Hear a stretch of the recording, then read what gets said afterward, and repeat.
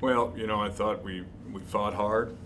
Started off the game, went down the field. Defensively held strong. After that, we tightened things up, played pretty well defensively. Offensively, there was some improvement. We're going to start with running the football.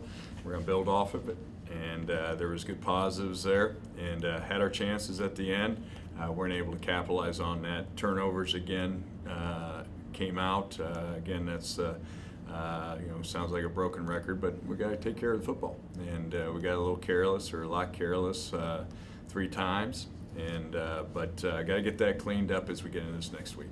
Not to really point to just this one guy, but for Curtis, what's the biggest takeaway from those turnovers on Saturday, where really before Saturday, the only interception he threw was one against Eastern Illinois when he first started, and then I had one forcing it going into halftime against South Dakota State, which was a Hail Mary, which he did a good job, Yep. taking care of the football.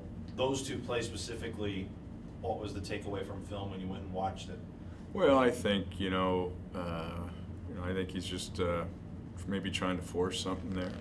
I don't fault him for at all. Learn from it, and he really has taken good care of the football. You look at those 2 throws. The one that at the end of the game, the guy came open. He just saw it a little late, but it was the right decision. He just got to make it a little quicker. And when he checked the ball down, the ball sailed a little bit on him. He had an open guy.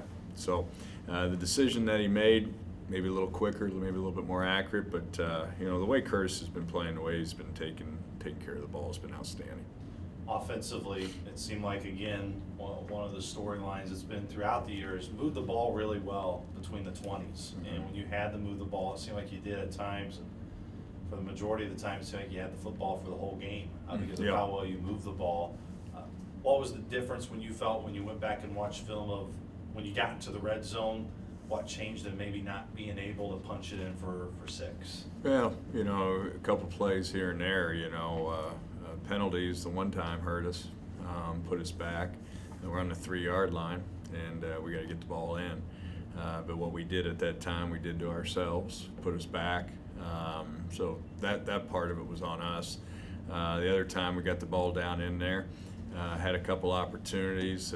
Give them credit; they made a couple plays. We had a fade ball thrown at Dante Hendricks did. You say he wanted to catch it, but he did a great job of not getting intercepted. But there's no doubt we're looking for ways to continue that on, find ways to get the ball in the end zone. But as far as getting down there, we just got to finish it.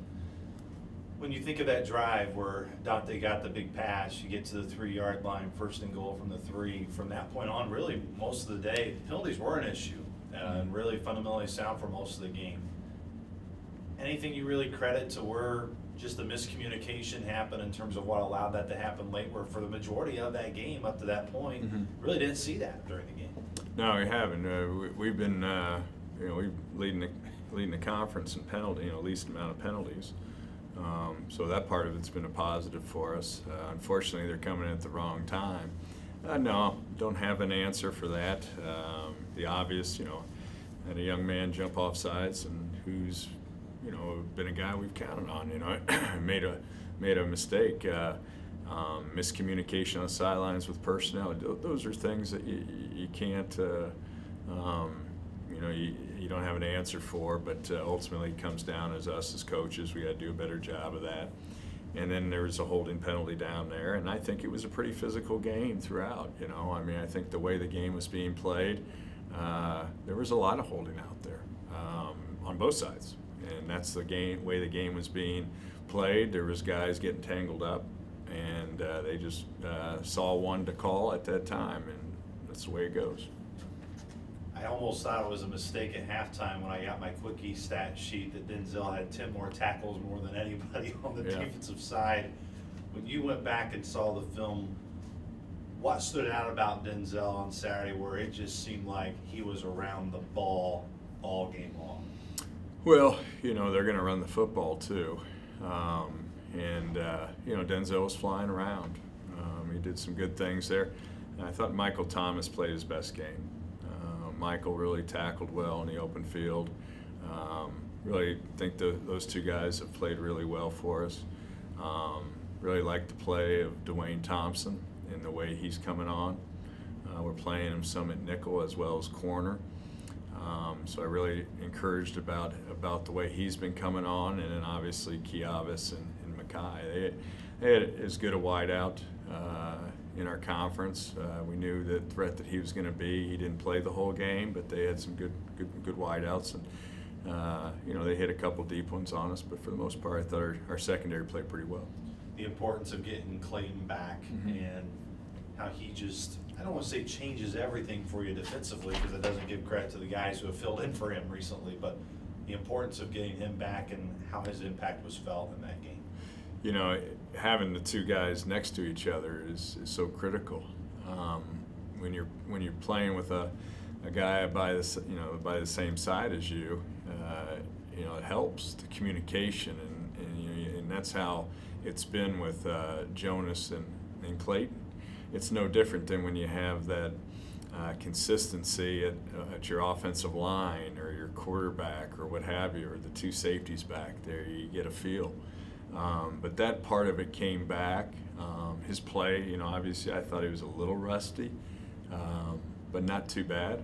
I thought he was active as he always is, and I think he'll just be back to normal this week. But I thought he played solid last week. Looking ahead to Youngstown State, start off the year really well. They won all their non-conference games, set themselves up for league play to be in the playoff hunt. What's the biggest thing you've seen from them just the last couple of weeks? I know Nathan Mays getting hurt was a big loss for them at their quarterback spot, probably just as much as it was for us to lose Ryan. Very, very talented football team. Again, you're going to see a very well-coached football team. Bo does a tremendous job on the defensive side, as his offensive coaches do on the offensive side. Very talented football team, very well-coached football team. You can see them that they're a team that can obviously cause you a lot of problems, which they have all year. Where do you feel they can cause the biggest problems when you watch them on film, and why that, as a coach, why that makes you, I don't want to say nervous, but why they're so talented under Coach Pauline? Well, I'll start defensively. They're probably, as a whole, their defensive line is probably the most talented we'll see all year. Their activity up front, defensive line-wise. And what they do defensively, you got to be very active up front. And they probably got the best D-line in the conference. They're quick off the ball. They can cause a lot of havoc. So it starts up front with them defensively. Offensively, I think they got some good skill. You see a group of running backs that come in and give you all three different dimensions, and they're all three very good football players.